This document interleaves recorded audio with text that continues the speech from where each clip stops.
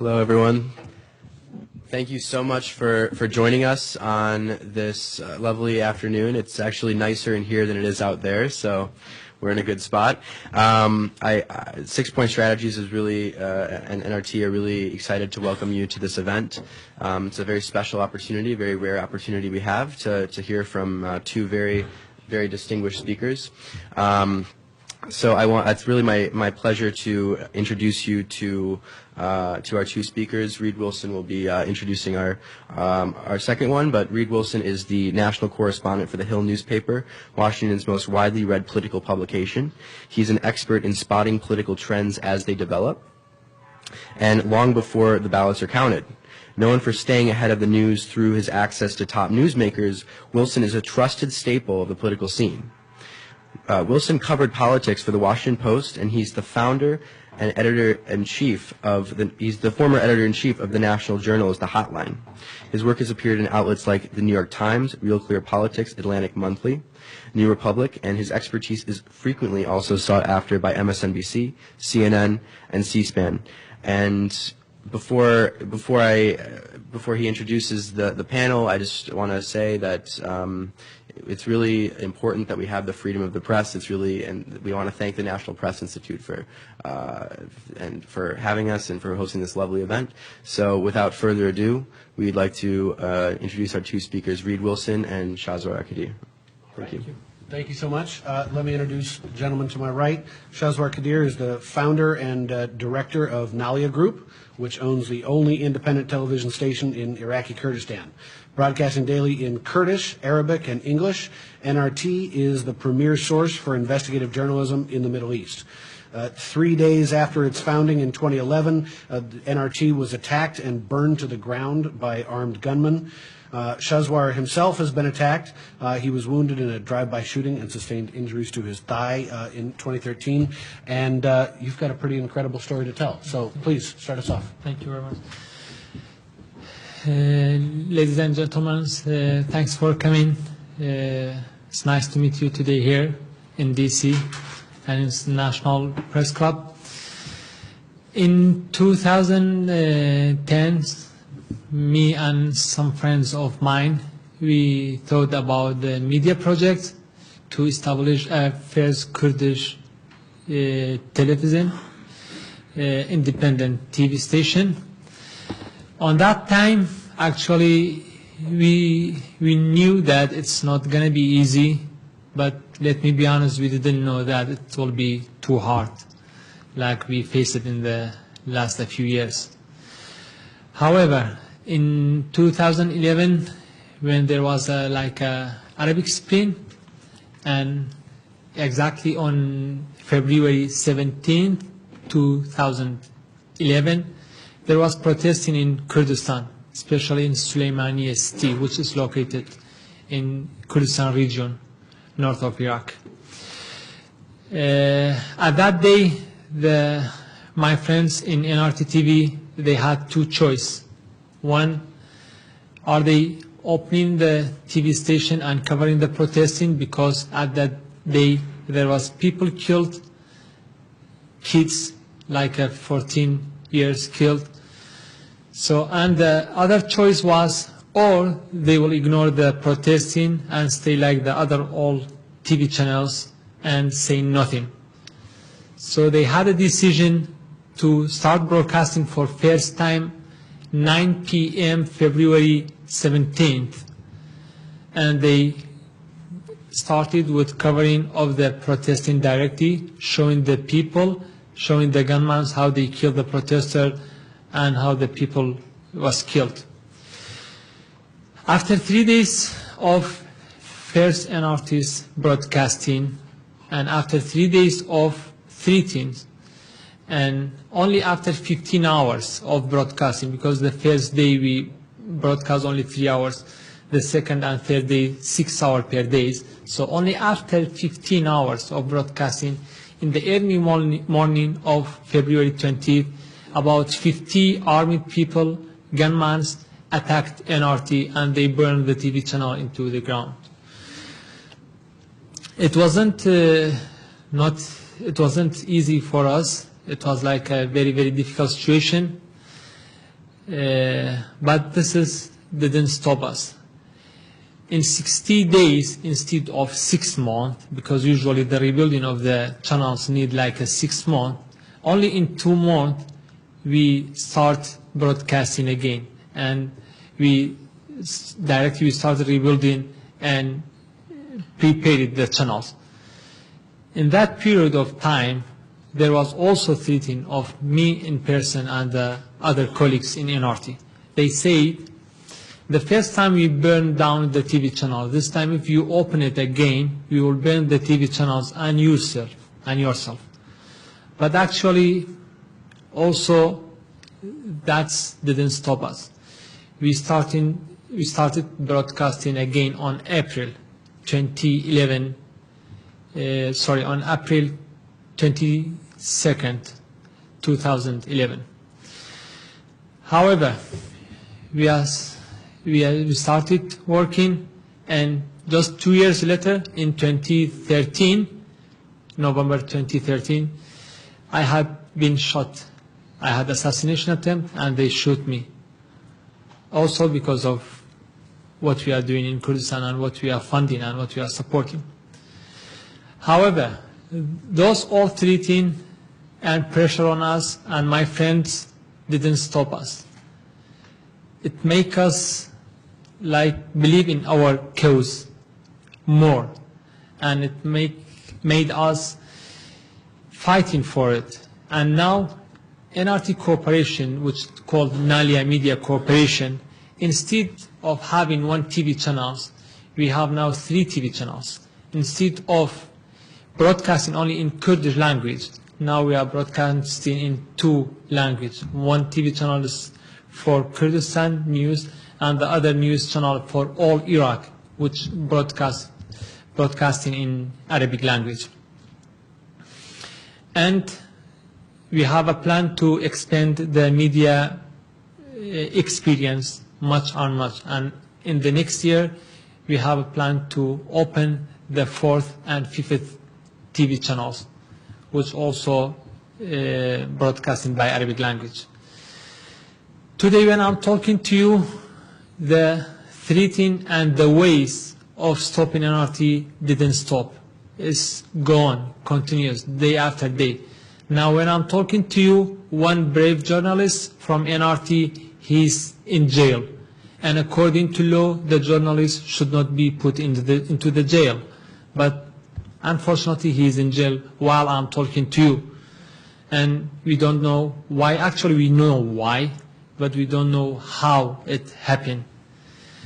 But what I'm here today, just to tell you my stories, to tell you our stories, to tell you stories about the media in Kurdistan, and also the political situation in Kurdistan.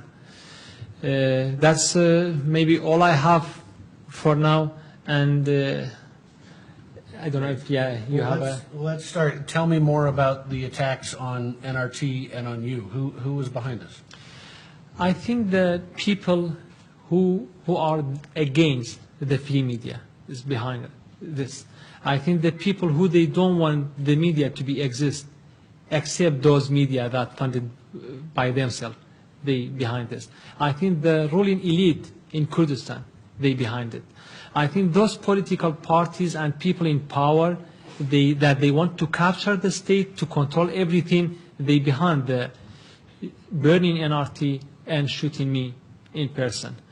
I think the people that they don't want the country to be developed, the country to be prospered, they are behind those things, because they don't want people to talk. They don't want people to have their opinion. They don't want people to say anything about their life, about the governments, about the corruptions. So those people, I think, behind the burning of NRT. And until today, when I'm talking to you, nobody arrested in Kurdistan. We know who are they. We know the names. We know the residents. We know everything about them. And it is in front of the judge, which they ordered to capture them, but still no one arrested them. So there have been no arrests. What has been the rest of the government response to the attacks? Let me be honest with you, and I don't want to say that, but I have to say it. I respect my people. I respect my government. I'm part of Kurdistan. I love my country. But actually, what we have in Kurdistan is not a government. We don't have like a government. From outside, from far, it looks like a government. But when you came to Kurdistan, you see that there is a peoples, there is a families, clans, tribes running this country, managing this country. There is a group, armed group, they control specific area. This group, they don't have influence on the other groups, area. It's not like a united government, that's why we have an NRT. That's why we need a media. That's why we all have to work together, because we love our country. We are not against anyone. Actually, we are not even against the government. Just we want them to know what is wrong and what is right. We want to show them if they do a mistake, if there is something wrong. We want to make our country better, developer, prosper country. But unfortunately, we don't have this. And as I told you, we don't have a real government. We don't have institutions. Actually, it's like all under one political parties or under one man's control. It's not like a united government that can do investigation or can arrest them, because, as I told you, the people who they burned down NRT, those people that they have a power in Kurdistan. Mm-hmm. So if there's no government, there are no governing institutions, what is the political status of Kurdistan today? Unfortunately, today is something, unfortunately, is disappointed. Today, as I told you, we don't have institution. For example, we have a parliament of Kurdistan which is paralyzed. There is no parliament, there is no meeting. Even the speaker of parliament cannot enter the city that there is a parliament existing. Just the one policeman in the checkpoint stopped the speaker of parliament and say, you cannot enter the city. It's easy. There is no separation between authorities. There is no separation between judiciary, executive, and legislative authority. As I told you, there is a groups of people, groups of armed people who they have an army, who they have a gun, weapon. They are controlling specific parts of Kurdistan. One group controls specific area, and the other area. They even don't have the control of the other areas. So, as I told you, it's like under the government's umbrella. But if you see it in the closer, you will find that it's not the government. So that's the situation of institutions of Kurdistan region. And is there a free media today in Kurdistan? We have NRT, we have some other newspapers, we have the people that believe in the free media. But as I mentioned before, we have challenges. There is a people, simply they don't like the free media. They don't like free media to be exist. They put pressure on us too much. They do anything just to stop free media, just to limitate it, just to put a boundary around it, just to stopping its financial source. So anyway, just to put everything under their control. As I told you, it is the mentality of capturing of the power, including the media. And you told me earlier, there are other media outlets that are controlled by a party, by various political figures. Yeah. Tell me, how does that challenge NRT? Actually, the political parties usually they have their own TV channels and their media, and sometimes they are spending a huge money to funding those media. So their thinking is to stop NRT and other free media, and also to make to have a lot of medias, and also sometimes they are trying to take the people from the NRT, because this independent institution, we don't have like a good funding. Sometimes they want to take the people there and just they do anything to, as I say, to stop the NRT.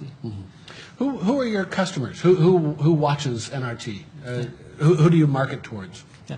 I think the people that they have hope, the people that they care about the politics, the people that they think one day their country change it, the people of Kurdistan.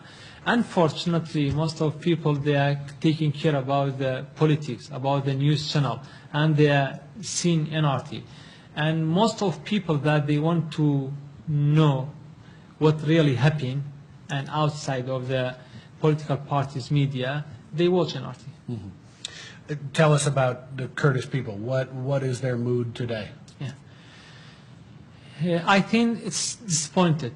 They are disappointed at that moment because of the political situation, because, as I said, the institution of Kurdistan, also because of the economic situation. Now in Kurdistan, the people, they are in the very, very bad economic situation. And also, as I said, they are feeling disappointed from those political parties. They are leading Kurdistan, running Kurdistan like for 60, 70 years. And also, they are disappointed from those figures that also they are leading Kurdistan like for 40, 50 years. So, for example, in the last 2 years, there's thousands of people that they left Kurdistan. Just in USA, 700 people who they got visa went to Canada, and then they don't come back here and then going back to Iraq. And even those students that they came here for scholarship, Kurdish students, they don't want to go back to Kurdistan. This is all signs about that the people, they are disappointed. But I believe in my people, and I believe in the Kurdistan peoples. I think it's not gonna be continuous, and someday we will see that things will change. What needs to change? I think two things. First, the people of Kurdistan, they have to try to change their situation. They have to fight for it. Media also. All the people of Kurdistan together. This is very, very important from inside. And the other things is from outside. For example, until now, the U.S. government, they are supporting some political party in Kurdistan. Some even military groups, they are funded by the U.S. government. So the U.S. government, they have influence on Kurdistan. I remember in 2003 when the U.S. Army came to Kurdistan, they welcomed the U.S. Army with flowers. We were the only nation that welcomed the U.S. Army, and still I think a lot of people, they think they are friends of this state and this country. So I think the U.S. government, they have influence of the politicians in Kurdistan and on the political parties in Kurdistan. They have also to push them to make them choose, having the right choice. Now I think the Kurdistan in front of the crossroad of the two paths. One path going to into the dictatorship system, not respecting the human rights, and also not respecting the freedom of speech, violence. And the other path is going to be a democratic system, respecting all those values that I mentioned, stability, and peacefully handovering of the power. So the U.S. government, I think, they can have a role. They can have an influence on the people in Kurdistan, on the politicians in Kurdistan, to select the second one. Because I think if they choose the first one, they may have some political leader in Kurdistan to be their friends, but they will lose the people there, they will lose the business opportunity, they always also losing the stability in Kurdistan. But if they trying to push the Kurdish government, the political party, to select the second path, I think they will have all together leaders, political parties, people, and also the stability and also business opportunity and development in the region. You've been here in Washington for a few days meeting with members of Congress. What have you been telling them? I told them the same story. I talked about the media. I talked about the political situation. And the good thing that they were so happy. Some of them say that, wow, it is first time that we met someone not asking for money and not asking for weapon. It is a good story that you are telling us. And they say that we love to support the Kurdistan region. We love to support democracy in Kurdistan. We love to support the media in Kurdistan. I think I got a good message from them. Mm-hmm. So you said that you think Kurdistan can go down the path towards democracy. What do you think the U.S. government will do, and what do you want them to do? I think the same thing that I mentioned. I want them to focus on democracy. I want them to focus on directing the Kurdistan parties to select the second one. We need the good governance in Kurdistan. That's what we need from the U.S. government. The people of Kurdistan, some people of Kurdistan, or maybe most of people of Kurdistan, thinking that the U.S. government and even the people of the United States, they can help the people there. The United States government has influence on the people, on the politician, on Kurdistan. So what we want from the U.S. government is just a simple thing. Support democratic system in Kurdistan. How should they do that? As I told you, first, we have to do our jobs. We have to do our parts in Kurdistan. Second, still they have soldiers there. They have power there. They create the new era. The U.S. government changed the Saddam regime because they wanted to bring a new one, a system that will be at least democracy. But unfortunately now, day after day, we are seeing that the Kurdistan system going into the wrong direction. So what we want them to support democratic system and bring those political back into the right way. What do you see as Kurdistan's future? Which path are they going to choose? Of course, I choose the second path. I remember, maybe you are remembering, on 1960s when in the United States you are talking about some values. Maybe someone didn't believe that, for example, you reach these days. For example, I remember Martin Luther King when he had a dream on 1960s. I think he never thought that his dream would be true in 1 day, or maybe he know, I don't know, but he had a dream. And I think I have a dream also, maybe in the same dream of Martin Luther King, but in a different way. I have a dream that one day I see my country, independent country, people living better than now. Our children living better than now. They have school education better than now. I have a dream that one day I will see my country developed, prosper country. I have a dream that one day I see all the Kurdish nation all together, fighting for their future, looking for the common points, not of the point of differences. This is my dream, that one day I hope that I see all of us together fighting for our future and making Kurdistan better than now. There are international hurdles to that dream too, not just within Kurdistan. Talk about that. How much does that hinder what Kurdistan can be? First, second, third option is our options. The Kurdish people should fight for their lives, should fight for their future, and then the international matters and the regional matters came after that. If we be stronger inside, if we be united inside, if you just fighting for our future, so I think the other things will definitely happen. They have to deal with us, no doubt. But first, we have to fight in all together. As I told you, we have to looking for the common points, not the points of difference. I think one of the things that Americans know most about Kurdistan is in the context of the current battle against ISIS. How has NRT covered that fight? Yeah, NRT covered that fight as all other medias in Kurdistan, because we don't have access to go to the other parts, but from the parts we covered the ISIS's war, actually ISIS's issue in Kurdistan. I think for after ISIS there is challenges, as you know, and I think in the next few months, if it's not be a few weeks, I think the ISIS issues will be done in Iraq, at least in Iraq. It will be controlled. So the challenges is after ISIS for all Iraq people and for Kurdistan's people.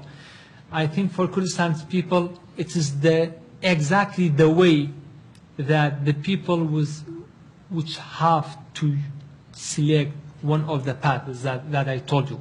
Because until now, we had excuse that maybe we have some mistakes, something wrong. But after ISIS, we don't have excuse. We have to select which path we have to decide which path we will select. We have to know which kind of government we will select. This is very important. For all Iraq, I think we talked about military solution, which it works. And also somebody talking about the political situation, which I believe this is very, very important.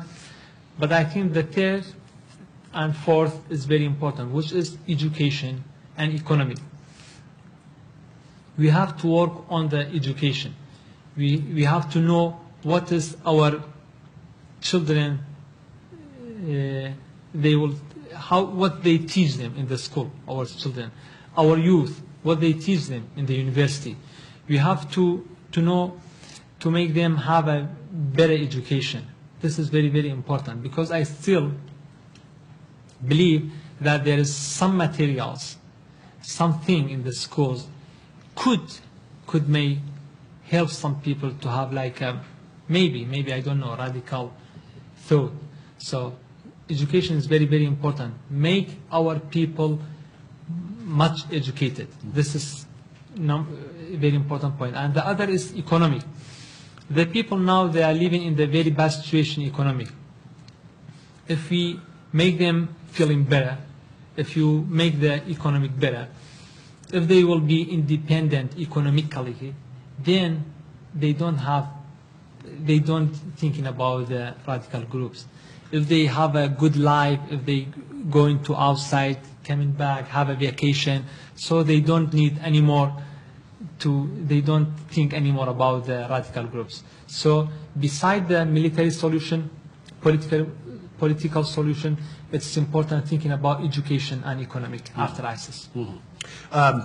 We in America, it would seem to me, pay most of our attention to Iraq based on what's happening with ISIS right now.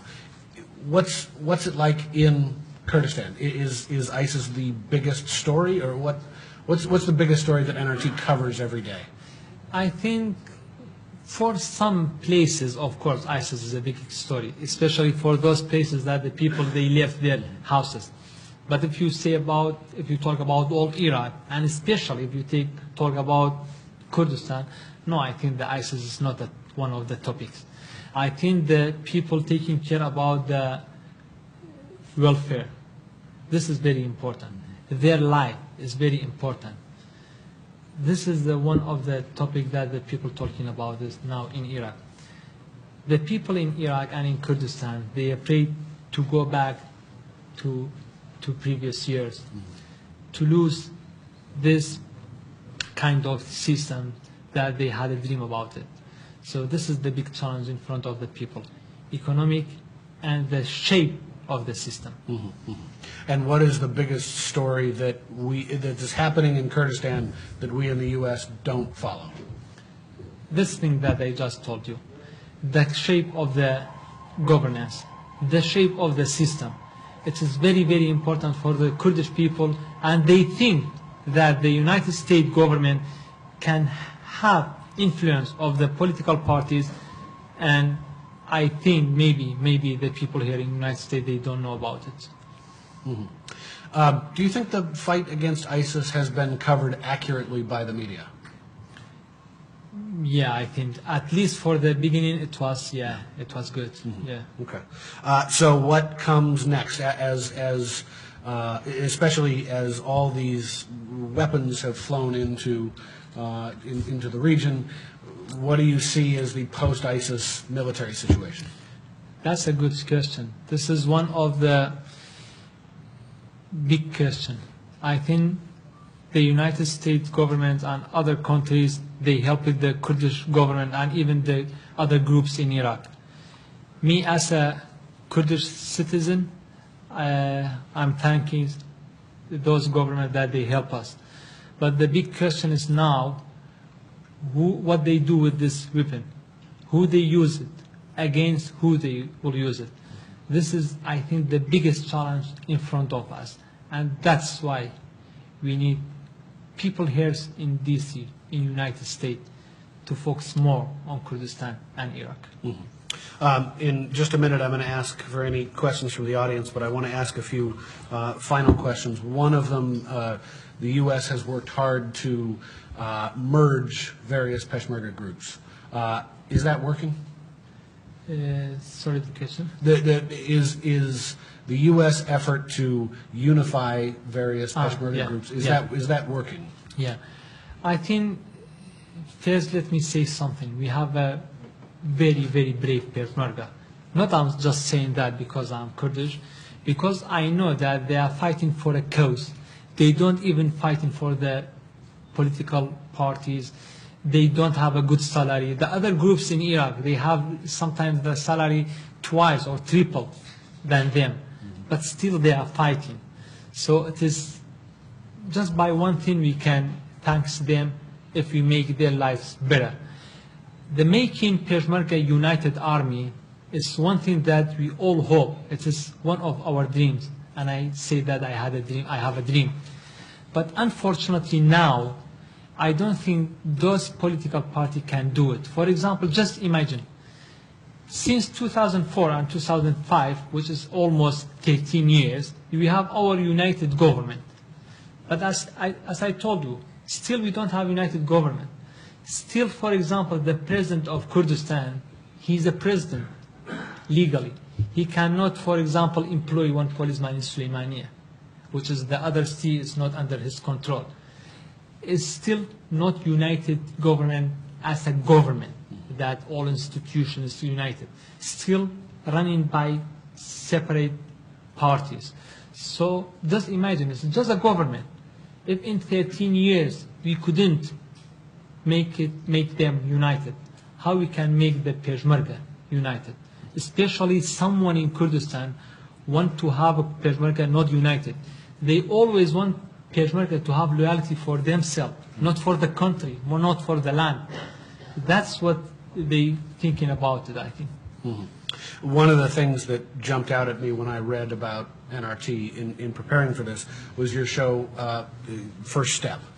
Tell me about First Step. Yeah, in the moment that I talked about the disappointing and a lot of problems in Kurdistan, I think I thought this show will help some people, at least the youth. I don't want the people in Kurdistan just thinking about the salary to be employed by the government. I want the people, the youth, thinking about the business opportunity. I want them to think that one day they could be independent economically. I think we have a lot of potential in Kurdistan. Very, very intelligent youth in Kurdistan. But unfortunately, they didn't use them. Always, unfortunately, the system, the political parties, when they see a youth or the success people, they put boundaries around them. They make them down. They don't want people to be clever, to be independent economically, to be rise. So the purpose of my program was showing other direction to those youth that thinking about the future. Gotcha. All right, let's open it up to questions. Yes, ma'am. Oh, sorry. Let's wait for the microphone coming around right now. Here it is. Here we go. Thank you. Marina Ottaway with the Wilson Center. You have talked about how divided the country is, and I think anybody who is moderately informed about Kurdistan knows what you are talking about, the two major parties and so on. Now, I have two questions on that. One is that there have been a lot of negotiations going on for months now between the major parties about reopening the parliament. Do you see those negotiations going anywhere? And the second question is, you are operating out of Sulaymaniyah, which is the part of the country which is controlled by the PUK and Goran. Can you operate in Sulaymaniyah independently of those two political parties? You talk about freedom of the press, but you are working in an environment that's not free. Thank you. Thank you very much. For the first question, I think we had a problem even before Parliament had been paralyzed. I think this kind of problem, they just made the problem to make the people forget the main problems. I think that now in Kurdistan, even if they open the Parliament, which I believe they can do it, still we have the same mentality. The same mentality of running the country, of managing the country, the same mentality that someone wants to capture the state, to control everything, to ignore the people, to ignore the free media, to don't let the people have their independent business, their developed economy. I think this is a problem. The problem of our mentality, it is easy, I can express to you easily. The people want to lead Kurdistan for the next 100, 200 years. That's the problem. Nothing else is a problem. It's just we have someone who they believe in their country, who they want to build like a inspiring institution or system in Kurdistan, then we don't have such a problem. For what you mentioned about the Goran and PUK in Sulaymaniyah, and if we can be independent or not, of course, if we cannot be independent, why they burn the TV down? Why I had assassination attempt? Because we are not listening. I don't take care about them. I know someday I will die. And it's not just saying that. I'm sure 100% that maybe I'm not living forever or something happened to me. But I'm believing in my cause. I believe that the media, only the independent media, will help the Kurdistan. Political parties, even those parties that you mentioned them, they don't like free media. Everybody hates free media. It's like a virus living in the very unusual environmental. They don't want clean environmental. They want everything either be with you or against you. They don't like free media. Why? Because if you have free media, if really we have a real free media, then the people, they will trust that media. So that's they don't like it. So I think the challenge is not for NRT, it's not one political party. We had problem with most of the political party. Even not with the political parties, sometimes with groups, with some groups that if you mention something about them, they don't accept it. We have to make them understand that the media is not against them. The media is one important column that the Kurdish structure, Kurdish government structure based on it. That's what we want to tell them. Anybody else? Right here in the front, sir. There's a microphone coming. Is your model, are you broadcast or cable or satellite or on the internet or Satellite. all of the above or what? And second, related to that, are you reaching Kurdish communities in Turkey and Iran or just in Iraq? Yeah. Thank you for the question. First, we are broadcasting as a main satellite, but also we have websites. We have like 6 websites. Can everybody read them? And until now, so far, it's not banned from any country, including Iran and Turkey, because I think they know that NRT is not, has like a political agenda. They are not against anyone specifically. So far they didn't ban the NRT websites. And the people here, especially through Facebook, through live streams, all Kurdish community around the world, they can follow NRT. Okay. We've got a question in the back over here.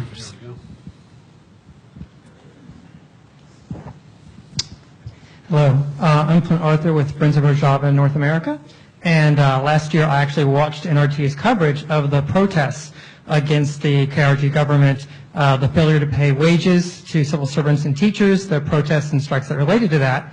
And in those protests, I believe the Barzani KRG government repressed NRT for some time, as well as using that as an excuse to shut down Parliament and ban the Speaker from Parliament from ever returning to our bill.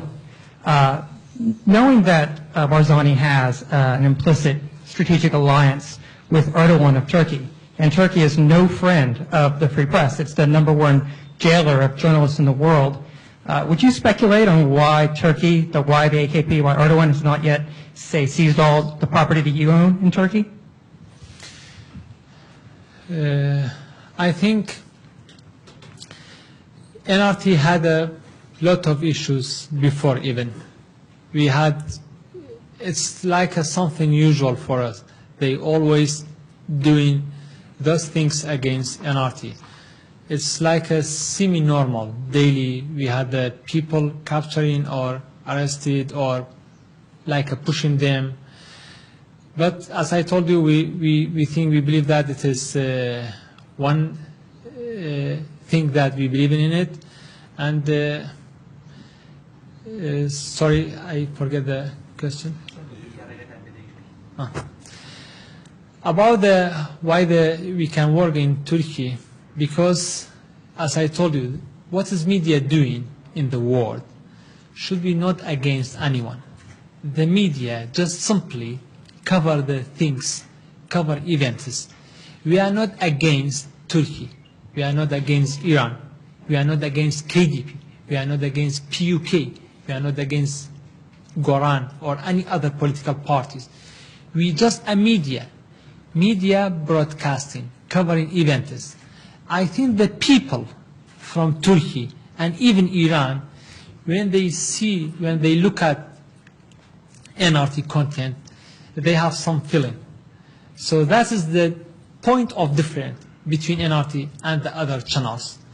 I think if they know that we are not funded or supported by a political agenda, so I think it's fine. I think that's why. All right, we had one more right here in the middle here. Actually, two more in the middle there.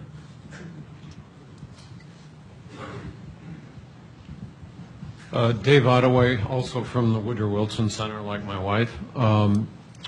The way you describe the situation now in the KRG really made me wonder whether having a referendum on independence, as has been proposed by Barzani, that this is the right time. And has NRT taken a position on holding a referendum, and do you think this is the time? Well, he's talking about before the end of the year to hold a referendum on independence. Okay, thank you very much. I can answer you as maybe as an NRT or as myself. As an NRT, I just mentioned that the media should not have any position. Just the media should cover the statements, the ideas about all political parties, which NRT doing right now. It's not don't have any position against or with referendum. But me as a person, as a Kurdish citizen, as I said, I have a dream. I have a dream that one day I will see my independent country. I don't think no one in Kurdistan just don't like to be independent. I don't think so. It is our dream since 100 years. But the question is, which kind of country we want? Is it something like South Sudan? Or, for example, something, I don't know, like United States or like any other country? Or at least like Montenegro, which I don't think is good, but I think better than South Sudan. So before we have an independent country, what we need, first we have to make Kurdistan one piece again. United Nation, United Army, one piece again. This is the most important point. All political party with the peoples, they have to unite it again, to be one piece again. Second, we have to build institutions.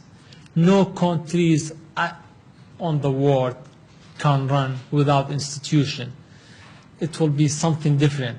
It brings the violence, it brings the disagrees, it brings the lot of problems and some new problems that we don't have it now. And after that, we need like a very, very strong economy. Now, all Kurdistan's economy is going by one pipe through Turkey. You don't have to be very intelligent and very clever to know, to think about it. So what happens if the Turkey just say stop the sending oils? What happened to the Kurdish people? So are they die? Are they suffering much than now? So the important thing before being independent, make Kurdistan united again, all together. We have to all working together and build institutions, and then very, very strong economy. Then the other, we don't need a referendum, we don't need anything, we can just say simply it is our country. We have to be independent. In that case, nobody can push us. But now, they can push us, they can push on our economy, they can make some groups against the other because we are not united. Also, they can do a lot of like a problem inside the Kurdistan because we don't have institution. So I think by doing this three important points, being independent is very easy. I don't say, not very, very easy, but it is, I think it is something that we can do it. All right, we had another question right now. Thank you. My name is Megan Bodette, and I'm with Kurdistan Aid. And I was wondering, in light of statements by many members of the current U.S. administration, both about prioritizing geopolitical interests over human rights and about the press here and abroad, are you worried that U.S. support for freedom of the press and democratic institutions in Kurdistan will be subordinated to other interests, or do you think that under this administration they will continue to support the democratic path?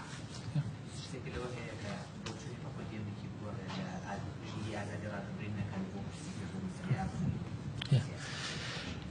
I think the United States government feels they're thinking about the stability in Kurdistan and Iraq. And one condition of be stable, bring stability, is living together, tolerance, transparency, and democracy system. If we don't have those things, so we don't have stability. We will have, unfortunately, violence. We don't have the peacefully, because no one, especially in Kurdistan, I know the mentality of myself, and I know how the Kurdish people think. There's no way someone can lead Kurdistan for the next 100 years. It's unbelievable. I know what you mean. For example, we have Saudi Arabia. It's like a country since 80 years ago, 70 years ago, and still the United States, they are dealing with them. Maybe they don't care about those things that we mentioned. But I think Saudi Arabia is a system that founded like 70 years, 80 years ago. But Kurdistan, we don't have a government country. We don't have an independent country. So I think the good things of the United States government is try to have a good governance, democracy system, and also allied with the United States. This is the perfect solution. Why we think about something else? We've got time for a couple more, and it looks like we've got three more. Let's take those three. And Okay, we'll start maybe in the back and work our way to the front. great, Over sounds here. good. One back there, one right here, one right here. Thank you, Shaswar, for this opportunity. As you mentioned, that the generation in the Iraqi Kurdistan region, and I can say that most of the generations right now, they are very disappointed because they live in a very unhealthy environment in that part of our land, of our country. But my question is, how the civil organizations, how the civil movements can convert this disappointment to another hope for the generation and establish the stability and establish a new system for for the political situation over there. Thank you very much. Thank you very much. I think we have only one way. That way that you mentioned. We tried violence for a long time, for like 100 years. And at the end, we came back onto the table and did a negotiation with each other. So the only solution is civil process, is trying by those ways that you mentioned it to make Kurdistan better. I think at the end, there is no any other solution, and the changes, the real changes in Kurdistan should happen. Living with my people in Kurdistan, I see them, I see their eyes. I'm sure that this situation, the existing situation, is not going to be continuous. Something should be happen. Maybe next month, I don't know, maybe next year, but something should be happening, because the people, they don't deserve that situation that is existing now. All right. Second row, all the way on the left there. Yeah, start with you. Okay. Niels Barzani from KRG office in DC. Thank you for your presentation, Shaswar. You've painted a very ugly picture of KRG. I just have two questions. You said if KRG is so controlling, if KRG is so repressive, how can an independent person like you become so successful and powerful in Kurdistan? Good question. And you said KRG is not a government. KRG is run by a clan. KRG is a group of elites and all that. You own some of the biggest projects maybe in Iraq, not only in Kurdistan. How did you manage to get all those licenses for your project if it's a corrupt government? Thank you very much. First, let me be honest with you. I believe in my country, and I say I respect in my country, my people, even my government. I'm not against them. I don't think we are enemy of them. I think we are doing these things even here in DC, and what we did in Kurdistan because we love our country. So, how the people like me can exist in Kurdistan? Because, as you know, I can say luckily I'm alive. You know better than me. You know what I suffered. You know that I had been shot. You know that what they did every day to us, not me in person. For your information, and about the second question about the business, how I have a business. I had all business before 2011. Of course, there was opportunity. I'm still believing that there is an opportunity in Kurdistan. I'm not saying that the Kurdistan is the worst place in the world. I believe in it. I think we can change it. That's why we are trying. That's why I'm still in Kurdistan. That's why I didn't left Kurdistan. Because I think the only thing, me, you, KRG, political party, the only solution is living together, making Kurdistan better together. I had businesses before 2011, and maybe they don't think how I'm working, and if I establish a TV channel or not. But since 2011 until today, even I go to any competition for a business, if I get a number one and I have a lowest price, they don't give me the businesses. They give us to someone else. But still, I'm believing in my country, in my people. I think the only solution is all together making Kurdistan better. All right. Time for one question over here. Thank you very much, Mr. Shaswar. I have a question. Your message was loud and clear about what U.S. government should do to promote democracy in Kurdistan overall. What's your message for U.S. citizens, people in this country, even in this room, U.S. citizens, they are the taxpayers of this country, and out from their taxpayers, we spend $3 trillion in Iraq to promote democracy. What will be the role of the simple citizen in the U.S. to support your idea? That's number one, one side of the question. Number two, what's your message for the Kurdish community in the U.S. to support the promoting democracy in the KRG or any other part of the Kurdistan? Thank you. Thank you very much. I think the first question is, the answer of the first question, as I mentioned, the people in Kurdistan, they are one of the only nations in that area, in that region, that they love this country. This is very important. I think in back, the people here in the United States, they have to engage with their governments and then asking their governments to have influence on the political parties in Kurdistan, on the governments in Kurdistan, to, as I told you, to select the second path, which is democratic system. For the Kurdish community, I ask them to also to have influence on the people in Kurdistan by raising knowledge, by raising education, by talking to the people, by choosing the civil process, civil way to make our country much developer and much prosper country. So the only thing in front of us is the peaceful living together, fighting for better Kurdistan. We tried several ways, we tried different ways, and at the end, no one of them brought the good result for us. The only thing is by acknowledging the Kurdish individual, make them understand what we have to do in the future. Thank you very much. All right. Thank you all for being here. Shaswar, thank you. Thank you. Thank you, Reed Wilson and Shaswar, so much. Please like NRT TV English on Facebook, and 6 Point Strategies you can find on Facebook for future events as well. And I would just like to give one more round of applause for our speakers. Thank you so much for coming and for speaking.